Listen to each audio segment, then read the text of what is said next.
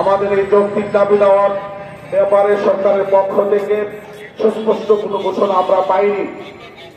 আমরা গত 11 ফেব্রুয়ারি মাননীয় শিক্ষা উপদেষ্টা মহোদয়ের সাথে যখন সাক্ষাৎ করি, তিনি আমাদেরকে বলেছেন আগামী বাজেটে আমাদের যে ভাতাগুলো রয়েছে তিনি বৃদ্ধি করবেন।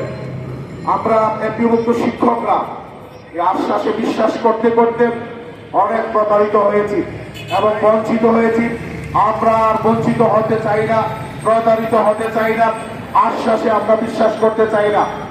আমরা ইতিমধ্যে জানিয়ে দিয়েছি আমাদের যে দাবিগুলো আছে, বিশেষ করে আগামী ঈদুল ফিতর থেকে এমপিভুক্ত শিক্ষক কর্মচারীদেরকে শতভাগ উৎসব ভাতা দেওয়ার প্রজ্ঞাপন জারি করতে হবে এবং উপদেষ্টা মহোদয় যেহেতু বলেছেন তিনি আমাদের বাড়ি ভাড়া এবং মেডিকেল ভাতা বৃদ্ধি করবেন, তিনি কতটুকু বৃদ্ধি করবেন, আগামী বাজেটে কতটুকু অর্থ আমাদের জন্য বরাদ্দ রাখবেন, তাকে এই ব্যাপারে সুস্পষ্ট ঘোষণা দিতে হবে। সুস্পষ্ট ঘোষণা দেওয়া ছাড়া এবং আগামী ঈদুল ফিতর থেকে উৎসব বা শতভাগ উৎসব ভাতা দেওয়ার প্রজ্ঞাপন জারি করা ছাড়া এমপিওভুক্ত শিক্ষক কর্মচারীরা এই প্রেস ক্লাবের যে লাগাতার অবস্থান কর্মসূচি শুরু করেছে এটা কোনো অবস্থাতেই বন্ধ করবে না ইনশাআল্লাহ।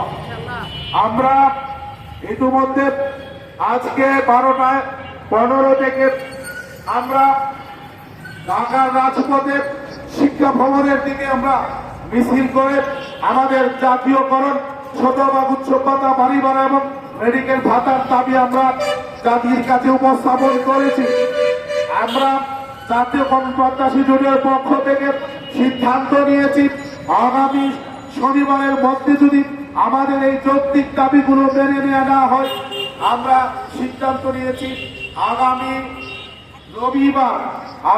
রবিবার বাংলাদেশের এমপিওভুক্ত সকল স্কুল, কলেজ, মাদ্রাসা এবং কারিগরি শিক্ষা প্রতিষ্ঠানে অর্ধ দিবস কর্মবিরতি পালন করা হবে। আমরা আমাদের এই কর্মসূচি পালন করার জন্য প্রতিষ্ঠান প্রধান, শিক্ষক কর্মচারী, অভিভাবক ও শিক্ষার্থী সকলের সহযোগিতা প্রত্যাশা করছি।